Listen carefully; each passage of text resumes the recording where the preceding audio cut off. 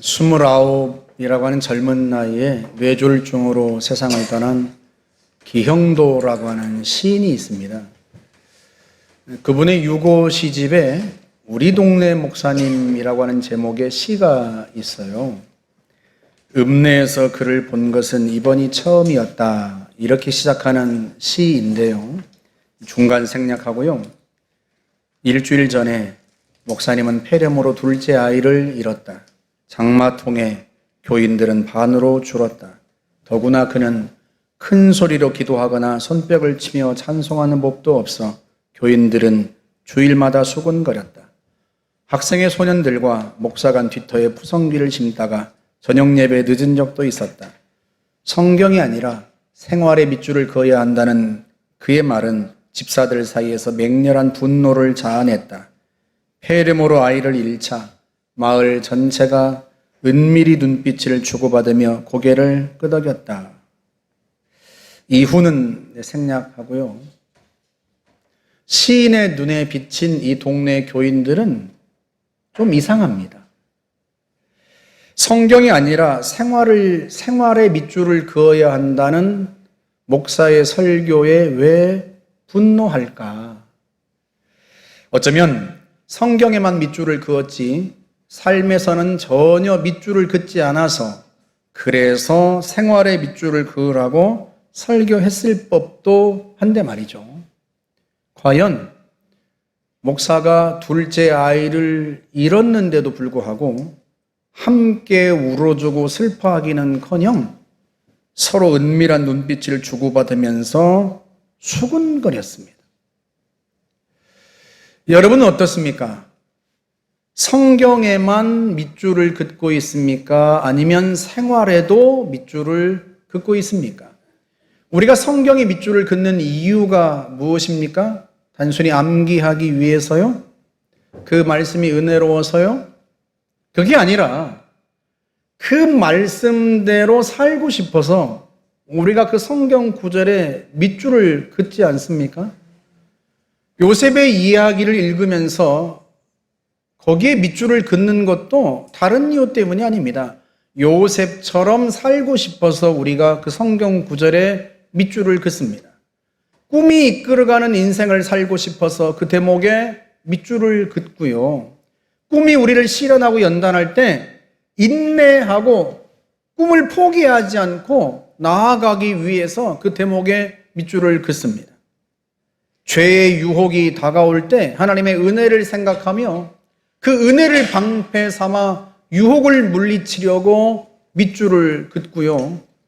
억울한 일을 당해도 여전히 하나님의 함께 하심을 보면서 믿음으로 반응하고 싶어서 그 대목에 밑줄을 긋는 거란 말이죠.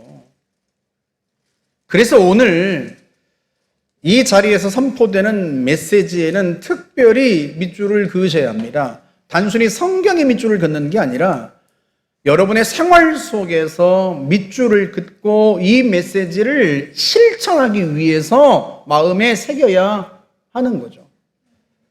부디 이 메시지가 여러분의 인생에서 특별한 은혜가 될 수 있고 여러분의 인생을 바꾸는 메시지가 되기를 주의 이름으로 축복합니다.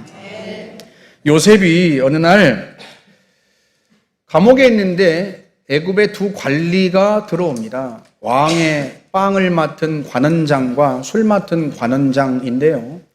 여러분이가 이태 전에 느헤미야서를 주일마다 함께 나누었습니다만 느헤미야의 직책도 술관원이었죠. 바로 왕의 음식, 빵과 포도주를 맡은 관리라는 점에서 느헤미야처럼 이 두 사람은 왕의 최측근이고 또 최고위 관리였을 거예요. 그런 사람들이 왕의 음식을 주관하는 사람들이 왕에게 죄를 범했다? 이건 필시요. 아주 중대한 죄임에 틀림이 없어요. 실제로 역사 속에서 왕들은 자신들이 먹는 음식으로 종종 독살되는 경우들이 있었습니다. 그러니까 왕의 식탁을 관장하는 두 최고 관리가 왕에게 죄를 범했다면 그건 필시 왕을 독살하려고 했다는 혐의를 받고 있는 거란 말이죠.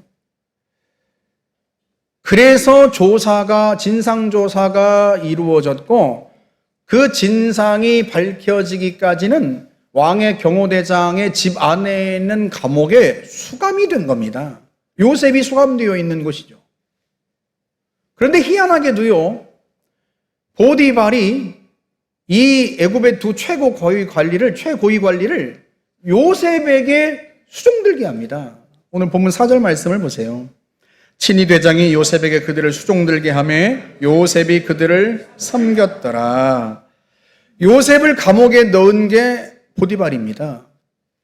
근데 보디발이 마치 요셉을 신임이라도 하는 양, 이집트 두 최고위 관리를 요셉에게 맡겨서 수종들게 합니다.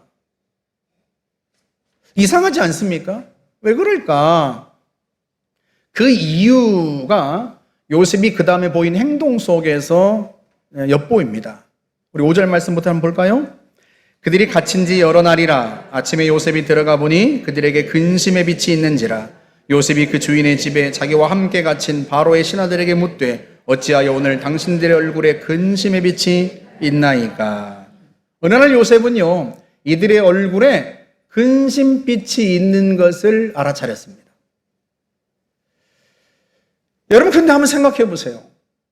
이들의 얼굴에 근심빛이 있는 게 어디 하루 이틀이겠습니까?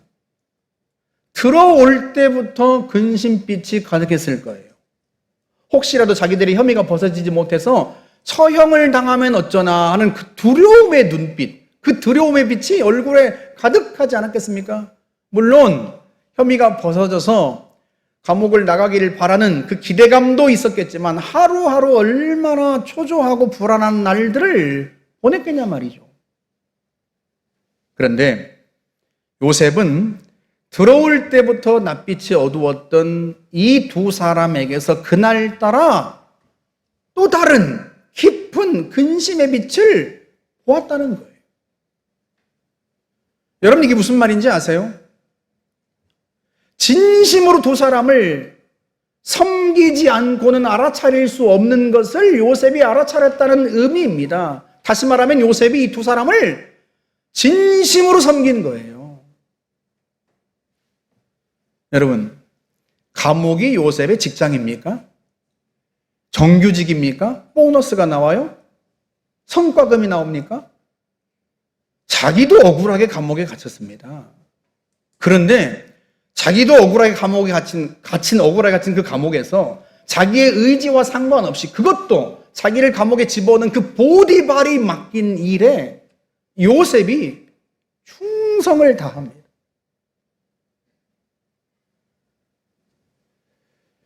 여러분 생각해 보세요. 보상이 따라옵니까? 충성을 다해 섬기면, 최선을 다해서 그 일을 감당하면 보디발이 알아줍니까? 누가 알아주기를 합니까? 보상이 나옵니까? 미래를 보장해 줍니까? 아무것도 없어요.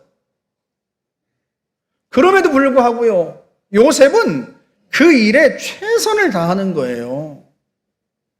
보디발은 그런 요셉을 아는 겁니다. 10여 년 가까이 자기 집에서 노예로 살아가고 있는, 지금은 감옥에 갇혀 있지만 이 요셉을 보디발이 볼 때 요셉은 언제나 충성스러운 거예요. 그걸 알아요, 보디발이. 그래서 이집트 두 최고위 관리를 누구에게 맡길까, 누구에게 수종들까 할 때 제일 먼저 떠오른 사람이 요셉이었던 거죠. 그것도 감옥에 수감되어 있는. 보디발은 요셉에게서 그 성품을 본 겁니다. 사랑하는 여러분, 하나님이 왜 어떤 사람은 쓰실까요? 하나님이 누군가를 쓰지 않으신다면 왜 그 사람은 쓰지 않으실까요? 하나님이 누군가를 쓰시고 또 누군가를 쓰시지 않는다면 그 중요한 이유 중에 하나가 바로 충성 때문입니다. 하나님이 누군가를 쓰신다면 그가 충성스럽기 때문이고요. 하나님 누군가를 쓰실 수 없다면 그건 역시 그가 충성스럽지 못해서 그렇습니다. 하나님께서 요셉에게서 훈련되고 요셉에게서 기대했던 성품, 그 10여 년의 노예 생활을 동안 기대했던 성품이 바로 그것이었고요. 오늘 이 사건은 그 요셉에게 성품이, 그 충성의 성품이 새겨져 있음을 보여주는 특별한 사건인 거예요. 국어사전에서 충성을 이렇게 정의했습니다. 진정에서 우러나오는 정성, 특히 임금이나 국가에 대해서 말한다. 여러분의 충성을 임금이나 국가에 관해서 이야기할까요? 그건 다른 이유 때문이 아니에요.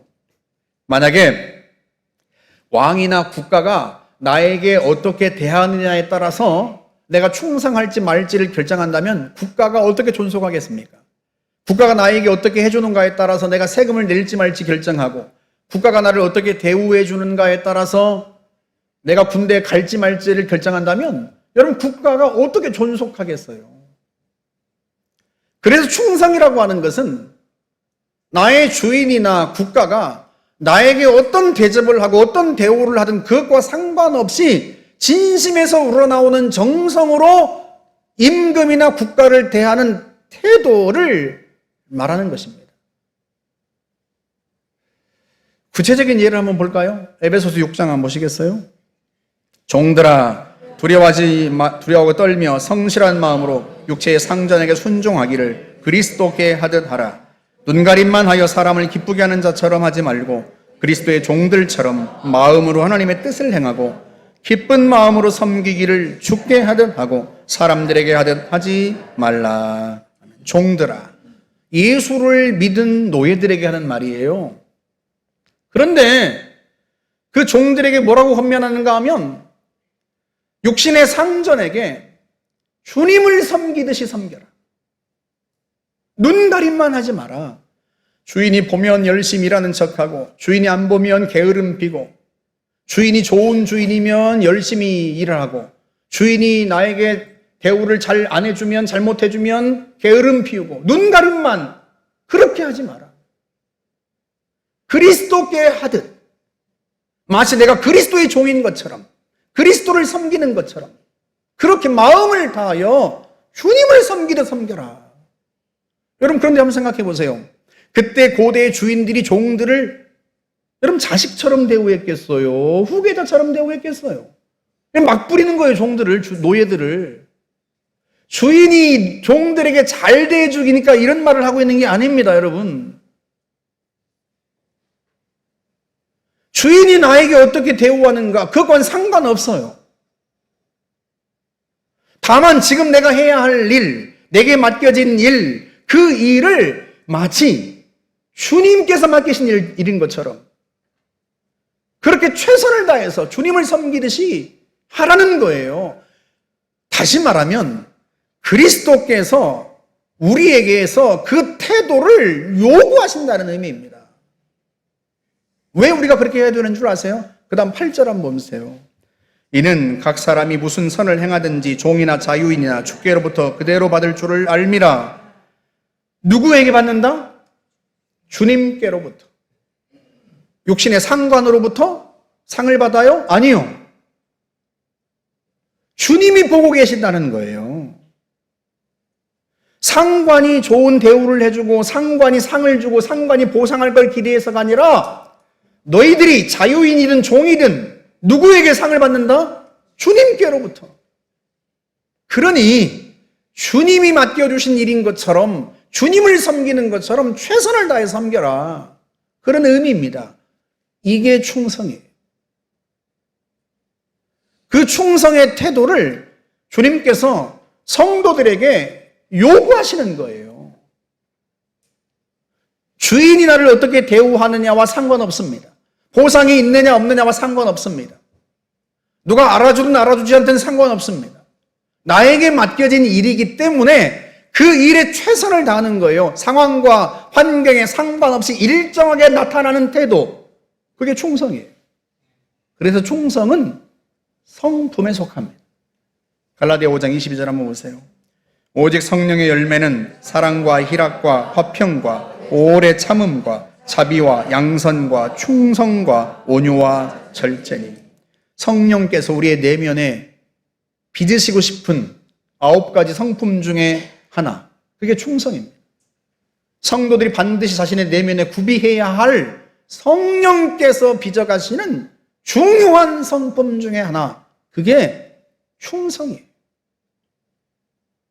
요셉은 10여 년의 종살이와 감옥살이를 통해서 하나님께서 이 충성이 훈련되기를 기대하셨고, 과연 요셉에게는요, 이 충성의 성품이 갖춰진 거예요. 오늘 본문은 그걸 우리에게 보여줍니다. 제가 충성이 무언지를 부목사 때 더 확실히 깨달았어요.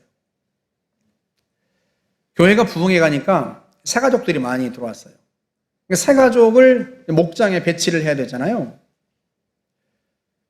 전도자가 있으면 그 전도자의 목장에 그냥 보내면 돼요. 아주 간단하죠.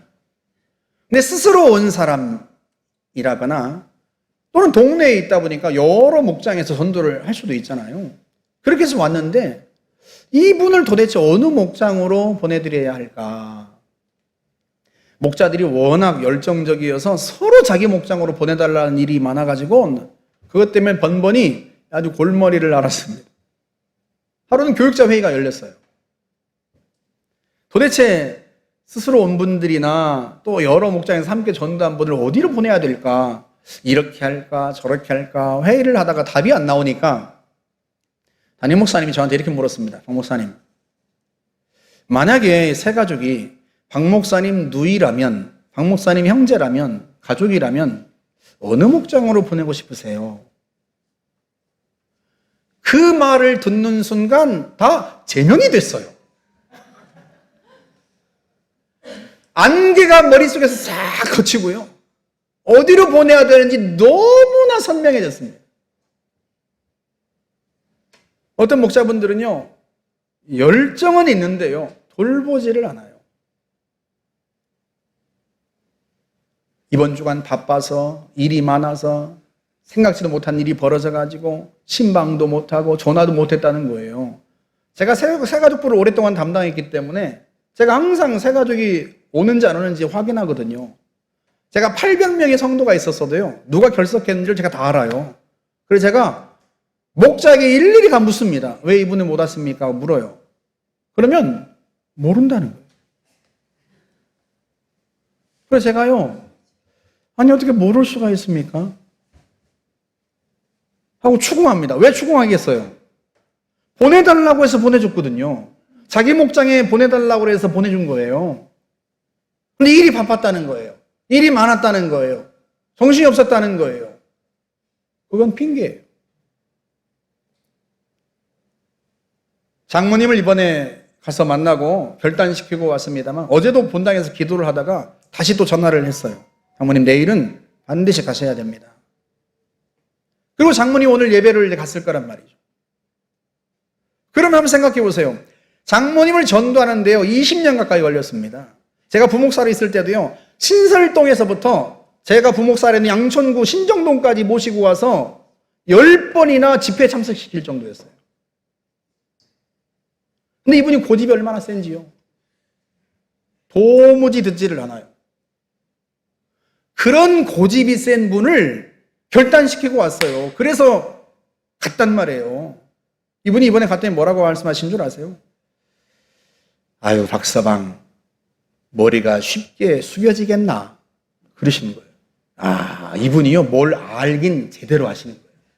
예수를 믿는다는 건 예수에게 머리를 숙이는 거예요. 머리를 숙이는 그 순간 복종해야 된다는 걸 이분이 알아요. 웬만한 날라리 신자보다는 훨씬 잘하는 거예요. 예수를 믿는다고 하면서도 예수께 머리를 숙이지 않는 성도들이 얼마나 많은데요. 근데 이분은 제대로 믿을 사람이에요. 제대로 믿을 분이에요. 근데 이런 분이 나갔어요. 그러면 여러분 같으면, 여러분이 그 교회 담임 목사라면, 여러분의 어머니라면 어느 목자가 이분을 섬겨주기를 바라겠냐는 말이죠. 주중에도 전화하고 맛있는 거 있으면 싸들고 가서 드시게도 하고 이야기도 들어주고, 힘들지만 바쁘지만 시간 없지만 그래도 이분을 전도하려고 얼마나 많은 사람이 애를 썼을까 생각하면 내가 바쁘다고 안 돌보겠습니까, 여러분? 내가 시간이 없다고 안 돌보겠어요? 주일날 예배 안 나오면 즉시 찾아가서 오늘 주일 목사님이 이런 말씀을 전하셨습니다. 다시 이야기해주고 기도해주고 마음을 잡아주고 그렇게 해서 뿌리를 내릴 때까지 섬겨주지 않겠냐 말이죠. 제가 담임 목사님의 그 질문을 듣는 순간요, 머릿속이 환해졌어요. 어떤 목자에게 보내줘야 되는지 아주 명쾌해졌습니다. 2번 다시 그 문제로 고민하지 않았습니다.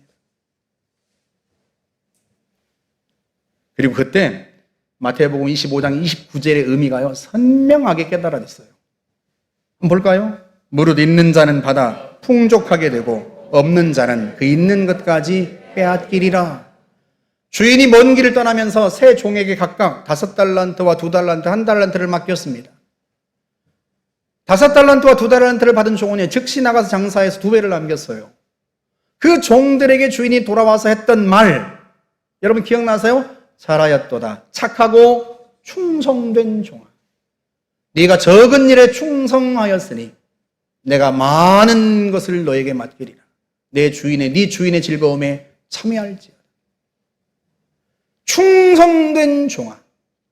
충성하였음에 달란트 비유의 핵심은요, 충성에 있습니다. 이 비유는 그 충성에 관한 이야기인 거예요. 반면에 1달란트 받은 종은요, 그 달란트를 땅에 묻어두었다가 주인이 돌아오자 꺼내서 그대로 갖다 드렸습니다. 주인이 그 종을 책망하죠. 악하고 게으른 종아. 그리고는 이어서 한 말이에요. 저 종에게서 1달란트를 빼앗아 5달란트에게 주라. 5달란트 받은 종에게 주라. 명령하고 주인이 했던 말이에요. 무릇 있는 자는 더 풍족하게 되고 없는 자는 그 있는 것까지 빼앗길 것이다. 충성하는 사람, 그 사람에게는요, 더 많은 걸 맡깁니다. 하지만 충성하지 않는 사람, 충성이 갖춰지지 않은 사람에게는요, 단 1달란트도 단 한 사람도 맡길 수가 없는 거예요. 그런데 여러분, 이 종이 왜 충성스럽지 못했는 줄 아세요? 그 이유가 그가 했던 대답 속에 들어있습니다. 한번 볼까요? 마태복음 25장 24절. 1달란트 받았던 자는 와서 이르되 주인이여 당신은 굳은 사람이라 심지 않은 데서 거두고 해치지 않은 데서 모으는 줄을 내가 알았으므로 두려워하여 나가서 당신의 달란트를 땅에 감추어 두었었나이다. 당신은 굳은 사람이라, 무서운 사람이라, 심지도 않은 데서 거두고 흩트리지 않은 데서도, 피 뿌리지 않은 데서도 모으는, 그러니까 주인을 악하고 두려운 사람으로 생각하는 거예요. 그러니까 쉽게 말하면 주인이 악하고 무서운 분이라서 장사했다가 실패할까 봐 두려워서 못했다는 거예요. 좀 더 쉬운 말로 하면 리더가 악한 리더에서 자기의 재능을 마음껏 발휘할 수가 없었다는 뜻입니다, 여러분. 여러분 어디서 많이 듣던 얘기 아닙니까? 내가 사장을 잘못 만나서, 내가 부모를 잘못 만나서, 내가 선생님을 잘못 만나서, 내가 친구를 잘못 만나서, 나를 알아주는 사람을 만나지 못해서, 사람을 잘못 만나서 내 재능을 마음껏 발휘할 수 없었다. 여러분 그게 우리가 늘 듣는 이야기 아닙니까? 리더가 나쁘고 리더가 악해서라기보다는 내가 사람을 잘못 만나서가 아니라 혹시 내가 충성스럽지 못해서가 아닐까요? 나한테 잘해주는 리더에게는 나도 잘하고 나한테 못하는 리더에게는 나도 못하면 여러분 그 정도는요 세상 사람도 다 합니다. 주님은 우리에게 그 정도 수준을 요구하시는 게 아니에요. 그리스도의 종들처럼 주님께 하듯 하여라. 그게 충성이에요. 무릇 있는 자는 받아 풍족하게 되고 충성스러운 사람에게는 하나님이 더 많은 일을 맡기시겠다는 거예요. 여러분, 이 달란트라고 하는 헬라어에서 탤런트라고 하는 영어 단어가 나왔습니다. 재능이라는 단어가 거기서 나온 거예요. 충성스러운 사람에게는 하나님이 달란트를 더 주십니다. 탤런트를 더 주세요. 재능도 더 주시고 능력도 더 주시고 사람도 붙여주시고. 반면에 일을 맡기는 순간부터 걱정되어서 잠을 잘 수가 없고 혹시라도 또 펑크를 내면 어떻게 하나 불안하고 매번 했는지 안 했는지 일일이 확인해야 된다면 여러분, 그런 사람에게 어떻게 이 일을 맡기겠어요? 있는 것도 다 빼앗길 것이다. 여러분은 어떻습니까? 주님께서 이 일을 더 맡기실 만한 분입니까? 아니면 있는 것도 주님이 거둬가셔야 하는 분입니까? 재미난 문제를 하나 내볼까요? 여러분, 이 설교를 책망으로 듣지 말았으면 좋겠어요. 얼굴이 굳어지셨는데 제가 재미난 문제를 하나 낼게요. 코끼리를 냉장고에 넣는 법을 아세요? 코끼리를 냉장고에 넣는 법. 문을 열고 넣어요? 들어가요 놓치고도 문을 연다고 들어가요? 문을 연다. 넣는다. 문이 닫혀요? 들어가요? 코끼리가? 진짜로 코끼리를 냉장고에 넣는 법. 가장 정확한 방법이 뭔 줄 아세요? 부목사에게 시키면 돼요.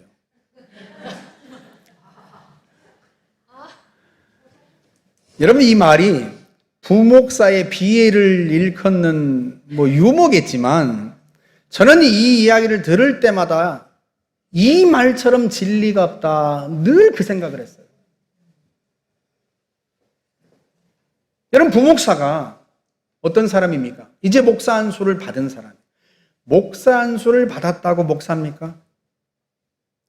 목사로 훈련되어야 목사죠. 어떻게 목사로 훈련됩니까? 자기에게 맡겨진 일을 충성스럽게 해내면서 목사가 되어가는 거예요. 한번 생각해 보세요. 코끼리를 냉장고에 왜 못 넣겠어요? 주님이 순교를 하라고 해도 순교해야 될 판인데 예스라고 대답을 하고 방법을 찾아가는 사람이 목사입니다. 그렇게 목사로 훈련이 되어가는 거예요. 제가 목회를 전도사 생활을 시작하면서요, 여러분들에겐 종종 말씀드렸죠. 목회에 신조가 있었어요. 그 신조가 뭐였는가 하면요, 주는 대로 먹고 시키는 대로 일한다. 친구들이 듣고 막 묻더라고요, 저한테. 넌 종이냐? 그렇다, 나는 주님의 종이다. 한 번도 생활비를 얼마나 주는지, 사례비를 얼마나 주는지 교회에 물어본 적이 없습니다. 주는 대로 먹는다. 주님이 나를 굶기시겠는가? 한 번도 그 일을 못합니다 하고 말해본 적이 없습니다. 시키는 대로 일을 한다. 내가 할 수 없는 일을 주님이 시키겠는가? 그래서요, 담임 목사님이 박전은 사님 시간 있습니까? 그러면 네, 저는 시간 있습니다. 항상 그렇게 대답했습니다. 올 공부하는 사람이 공부하기도 바쁠 텐데 항상 시간이 돼요? 네, 목사님이 부르시면 저는 항상 시간이 됩니다. 전도사님 금요일 날 와서 설교 좀 하시겠어요? 네, 감사합니다. 부목사가 2명 있고 전임 전도사가 1명 있는데도 불구하고요, 교육 전도사인데 금요 철학이 들어와서 설교를 하라고 하면 제가 2말도 하지 않고 감사합니다 하고 설교했습니다. 금요 기도회를 마치고요, 막차가 끊어질 때도 있고요, 전철 막차를 타고 기숙사에 올 때에도 있었어요. 그래도 시키면 언제나 Yes, sir. 한 번은요, 요청 전도사님이 갑자기 아파가지고 사임을 하셨어요. 요청 전도사를 금방 구하기가 어려웠습니다. 그래서 목사님이 교역자 회의에서 박 전도사님, 유치부 설교도 좀 해주시겠습니까? 제가 걱정 없습니다. 물론입니다. 아니, 근데 같은 9시에 시작하는데 어떻게 설교를 하시려고요? 걱정하지 마십시오, 목사님. 제가 9시에 아동부 예배를 드리고 있을 때 유치부는 성경 공부를 하고 있으면 됩니다. 아동부 예배를 마치고 나면 그때 유치부가 예배를 드리면 제가 가서 설교하면 됩니다. 아무 걱정하지 마십시오. 하루는 목사님이 11시에 부모들과 함께 오는 애들이 있는데 걔네들을 위해서 예배를 만들어야 되지 않을까요? 하고 말씀하시는 거예요. 걱정하지 마세요, 목사님. 하면 됩니다. 누가? 제가 하죠. 그래서 9시 예배 어린 아동부 예배도 하고요. 11시에 아동부 예배, 어린이 예배도 하고요. 유치부 예배도 9시에 하고요. 나중에는 청년부 목사님 사임을 했는데요. 박 전사님, 청년부 하시겠습니까? 걱정하지 마십시오. 제가 하겠습니다. 아마 생각해 보세요. 주님이 나를 위해 목숨을 바치셨습니다, 여러분. 내가 선한 일을 하고 주님께 충성해서 주님이 나를 위해 목숨 바친 게 아니에요. 내가 여전히 죄인이었을 때, 내가 주님을 알지 못했을 때, 내 마음대로 살고 있을 때 그런 나를 위해서 주님이 십자가를 지셨습니다. 주님이 나를 위해 목숨을 바치셨는데 내가 주님을 위해서 뭐를 못하겠습니까? 목사는 노라는 대답을 해서는 안 되는 자입니다. 주님이 말씀하시면 무조건 순종합니다. 그것부터 훈련되는 게 목사예요. 그런데 목사에게 냉장고에 코끼리를 넣으라고 하면 그걸 왜 못 넣습니까, 여러분? 아니, 코끼리보다 큰 냉장고를 더 주문 제작하면 되죠. 그걸 왜 못 넣겠어요? 어떤 분은 그래요. 아니, 목사님 그런 일을 왜 합니까? 그럼 제가 하나 물어볼까요? 요셉은 그런 일을 왜 합니까? 두 관원장의 얼굴에 근심빛이 있는지 그걸 왜 묻습니까? 자기하고 뭔 상관이 있다고? 하나님이 시키신 일이 아니에요. 보디발이 시킨 일입니다, 여러분. 자기를 감옥에 집어넣은 사람이 시킨 일이에요. 그런데도 자기에게 주어진 일이란 것 때문에 최선을 다해서 하는 거예요. 최선을 다해서 섬기는 거예요. 진심으로 마음을 다해서 섬기지 않으면 알아차릴 수 없는 그 근심의 또 다른 빛을, 처음 들어올 때부터 근심빛이 있었을 그 사람들에게서 그날따라 달리 보이는 근심빛을 알아낼 정도로 진심을 다해서 섬긴 거예요. 이게 무슨 말이냐면 요셉은 충성의 성품이 갖춰진 거예요. 상황과 환경에 따라 태도가 달라지지 않아요. 상황과 환경에 따라 태도가 달라지면 그건 성품이 아니죠. 누가 시켰는가도 상관없어요. 어떤 일인지도 상관없어요. 내게 보상이 있든 없든, 누가 알아주든 알아주지 않든, 미래를 보장하든 그렇지 않든 아무 상관없습니다. 이 사람 속에는요, 충성의 성품이 갖춰진 거예요. 그래서 최선을 다해서 합니다.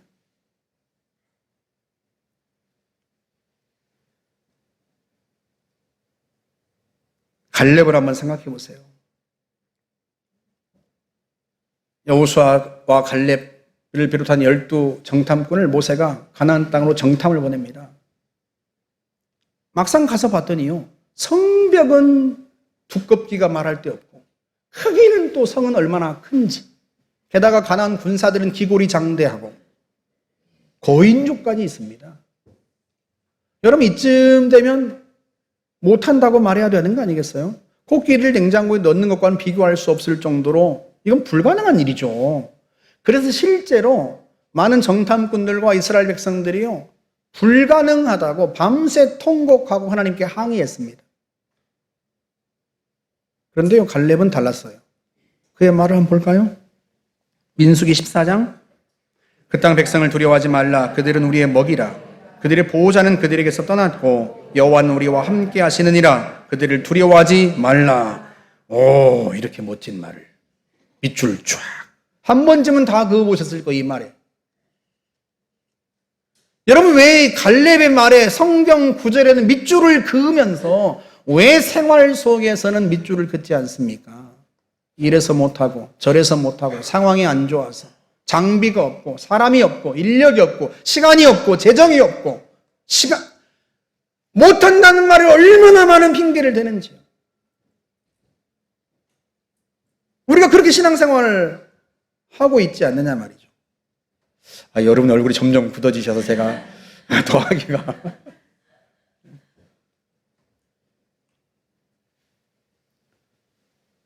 40년 후에 갈렙이 이렇게 회고하죠. 여호수아 14장 8절 한번 보세요. 나와 함께 올라갔던 내 형제들은 백성의 간담을 높게 하였으나 나는 내 하나님 여호와께 충성하였으므로 그날에 모세가 맹세하여 이르되 네가 내 하나님 여호와께 충성하였은즉 네 발로 밟는 땅은 영원히 너와 네 자손의 기업이 되리라 하였나이다. 아멘. 나는 내 하나님께 충성하였다. 적군이 강하고 성벽이 높다고 핑계하지 않았다. 장비가 없어서, 훈련된 군사가 없어서, 시간이 부족해서, 아니요. 할 수 있습니다. 하나님이 함께 하시면 할 수 있습니다.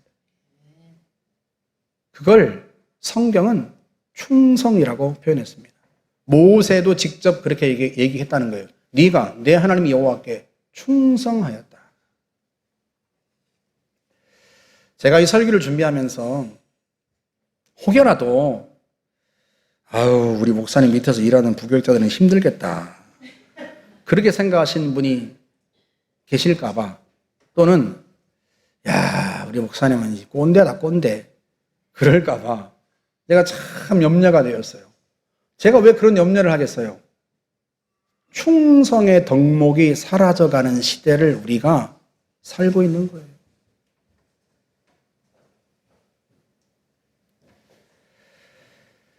보디발이 좋은 리더라서 요셉이 그가 시킨 일에 충성했습니까? 보상이 돌아오기 때문에 충성했습니까?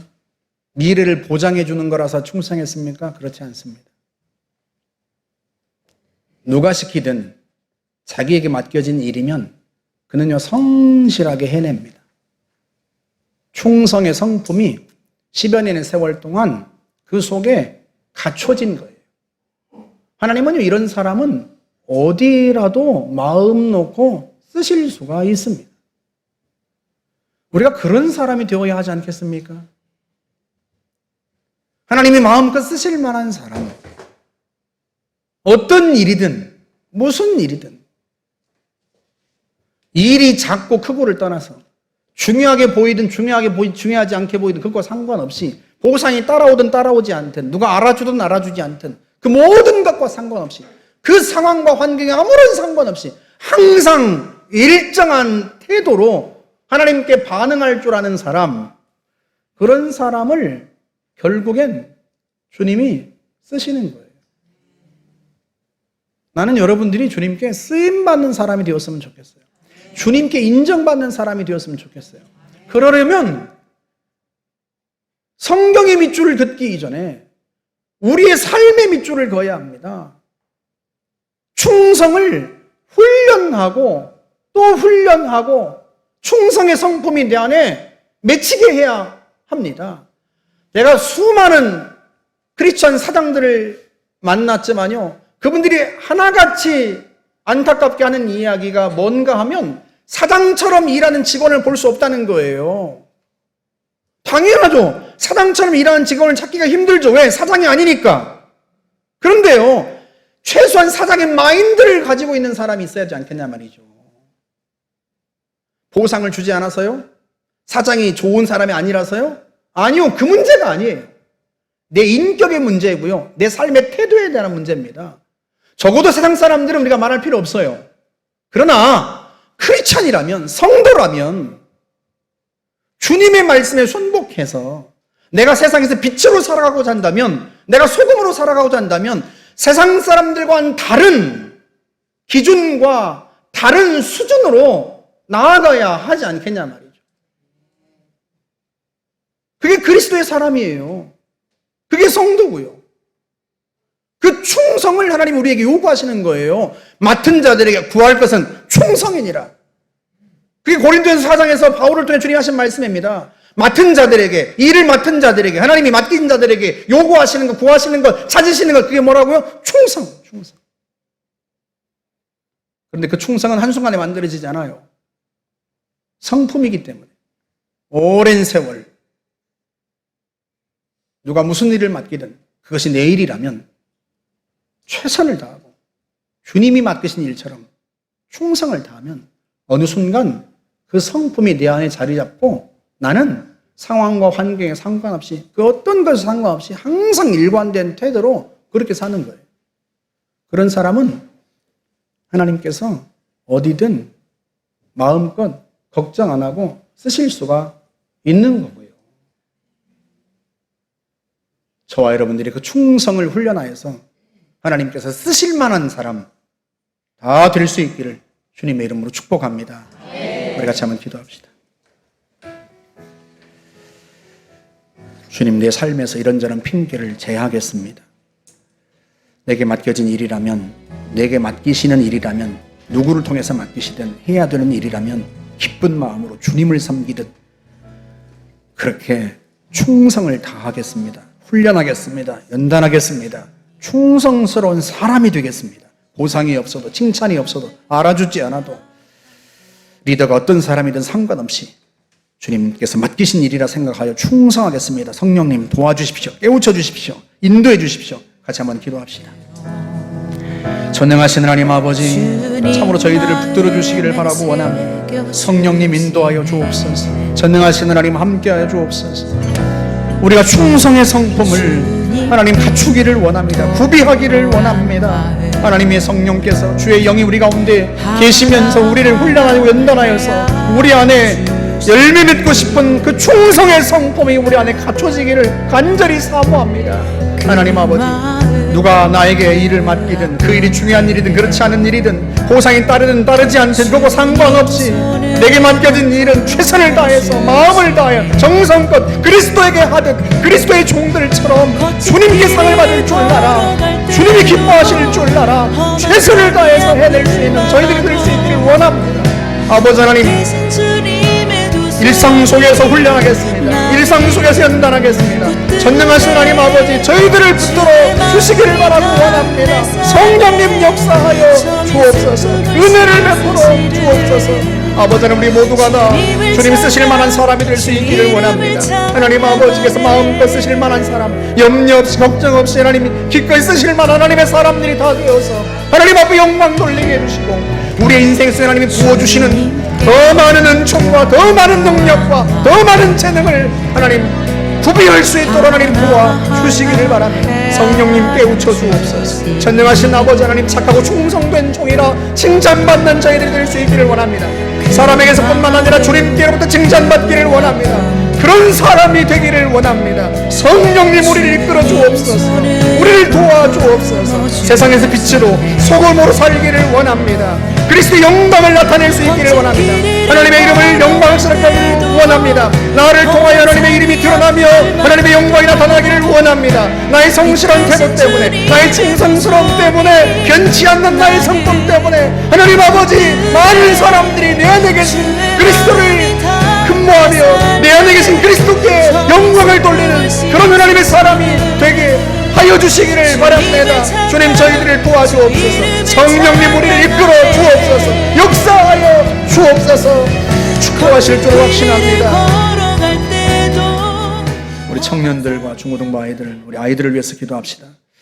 아이들이 충성의 성품을 갖추어야 합니다. 정말로 하나님이 쓰실 만한 사람이 되어야 합니다.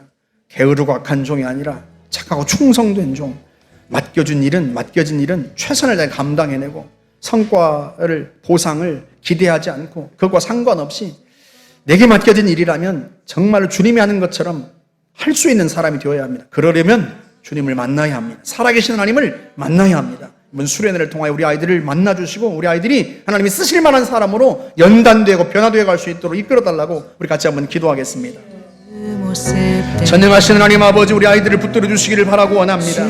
하나님 아버지, 우리 아이들이 정말로 하나님이 쓰실 만한 사람이 되기를 원합니다. 있는 자는 더 받아 풍족하게 되리라 말씀하신 것처럼 주님이 맡겨주신 일, 누구를 통해 맡겨주시든 자신이 맡은 일들은 최선을 다해 감당해내는 하나님의 사람들이 되기를 원합니다. 그러려면 이 아이들이 살아계신 주님을 뜨겁게 만나야 합니다. 하나님 아버지, 참으로 주님께서, 부활하신 주님, 살아계신 주님께서 이 아이들을 만나주시고 아버지 하나님, 이 아이들이 깊은 회심을 체험하며 인생의 비전과 목적을 깨달아 알고 자신의 인생 속에서 요셉처럼 훈련되어 주님이 귀하게 쓰실 만한 사람들이 되게 하여 주시기를 바라고 원합니다. 전능하신 하나님 아버지, 역사해 주옵소서. 우리는 우리의 자녀들이 하늘의 해처럼 빛나기를 원합니다. 하나님 아버지, 주님이 높이시기를 원합니다. 세상의 빛과 같은 사람들, 소금 같은 사람들이 되기를 원합니다. 세상을 변화시키는 하나님의 사람들이 되기를 사모합니다. 하나님 아버지, 이들이 요셉처럼 되기를 원합니다.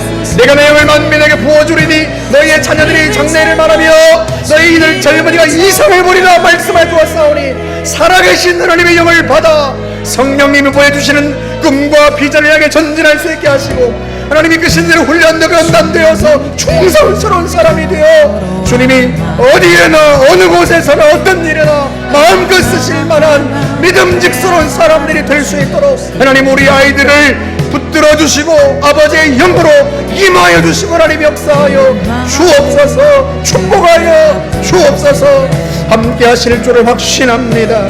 주님, 우리 아이들을 통해 세상을 변화시켜 주옵소서. 하나님, 이 세상이 우리 아이들 때문에 달라지게 하여 주옵소서. 주의 나라가 이루어지게 하여 주옵소서. 함께 하실 줄을 확신합니다. 주님, 우리 마지막으로 현승이하고 그 부모를 위해서 기도합시다. 아이가 이 어려운 때를 잘 견뎌낼 수 있도록 하나님이 반드시 치유하실 텐데, 이 치유의 과정 속에서 아플 때는 고통스럽고 또 괜찮을 때는 웃기도 하지만 하루하루 상황에 따라서 일희일비하지 않고 주님이 치유하실 걸 믿고 굳건하고 담대하게 변함없이 주님 신뢰하고 나아갈 수 있도록, 그 성품이 갖춰질 수 있도록, 믿음이 갖춰질 수 있도록 위해서 기도해 주시고, 부모에게도 동일한 은혜가 임하도록 우리가 지금 같이 한번 치유를 위해서도, 온 가족들을 위해서도 같이 한번 기도하겠습니다. 자비로우신 하나님 아버지, 현승이를 붙들어 주시길 바랍니다. 아직 어립니다. 하나님 아버지, 참으로 어린 아이가 감당하기에는 너무 혹독합니다. 가혹합니다. 그러나 하나님 아버지, 우리 하나님 은혜를 구합니다. 주님은 살아계신 분이시오니, 전능하신 하나님이시오니, 하나님이 아들을 불쌍히 여겨주어서 아들을 치료해 주시기를 간절히 바라고 원합니다. 전능하신 하나님 아버지, 주님이 반드시 치유하실 걸 우리는 확신합니다. 그 치유하는 시간까지 하나님 아버지, 참으로 이 아이를 붙들어 주어서 이 아이의 심령이 강하고 견고해지게 하여 주시기를 바라고 원합니다. 하나님 아버지, 주님을 향한 믿음이 흔들리지 않도록 하나님 붙들어 주옵소서. 아버지 하나님, 상황에 따라서 일희일비하지 아니하며 변함없이 하나님을 신뢰하며 변함없이 하나님의 치유하심을 믿어 감사하며 기도할 수 있는 믿음의 사람이 될 수 있도록 하나님 역사하여 주시기를 바라고 원합니다. 우리 손영훈 성도님, 하나님 아버지 윤수영 성도님을 붙들어 주어서 하나님이 두 부부에게 은혜를 주시고 흔들리지 않는 믿음으로 하나님 갖추어 주시기를 간절히 바라고 원합니다. 아버지 하나님, 이 시련과 역경 속에서 아버지 하나님 웃다 울다 하나님 괴로운 날들을 보내고 있지만, 하나님 이 속에서 주님을 향한 믿음이 더욱 견고하여지며 굳세어지며 흔들리지 않는 믿음의 사람이 될 수 있도록 하나님 아버지 세워주시고 역사하여 주시기를 바라고 원합니다. 그리함으로 말미암아 이 과정을 통하여서 하나님 이후에 수많은 흔들리는 사람들을 바로 세울 수 있고 붙들어줄 수 있는 믿음의 장부들이 될 수 있도록 하나님 역사하여 주시기를 바라고 원합니다. 아이를 치료하여 주옵소서. 온전케 해 주옵소서. 깨끗게 하여 주옵소서. 역사하여 주옵시고 하나님의 영광을 나타내어 주옵소서. 하나님 함께 하실 줄 확신합니다. 치유하여 주시니 감사합니다. 온전하게 하시니 감사합니다. 너희가 기도하고 구하는 것은 받은 줄로 믿으라. 그리하면 그대로 되리라. 친히 말씀하심을 따라 언약을 믿고 하나님 앞에 감사하오니, 아들을 온전하게 하시고 하나님 아들의 육체뿐만 아니라 그 심령도 그 영혼도 온전하게 하시며 견고하게 하여 주옵소서. 붙들어 주실 줄 확신합니다. 주님 감사합니다. 좋으신 하나님 아버지, 우리가 상황이나 환경이나 보상이나 인정이나 기대나 그 어떤 것에도 흔들리지 않기를 원합니다. 아버지 하나님, 주님이 맡겨주신 일, 나의 사명, 내가 해야 할 일, 하나님 아버지 흔들림이 없이 충성을 다할 줄 아는 그러한 성품이 우리 안에 갖춰지게 하여 주옵소서. 아버지 하나님, 우리가 부족한 것 주님이 아십니다. 연약한 것 주님이 아십니다. 주님, 때때로 주님께서 우리를 이끌어 주실 뿐만 아니라 매 순간마다 우리를 도우셔서 우리의 심령이 견고하고 흔들리지 않게 하여 주시오며, 주님을 향하여 주께서 맡겨주신 일들을 향하여 우리의 사명과 우리의 인생길에 대하여 흔들림 없이 변함없이 성실하고 진실하게 충성스럽게 견고하게 나아갈 수 있도록 도와주옵소서. 믿고 감사하며 예수님의 이름으로 기도하옵나이다.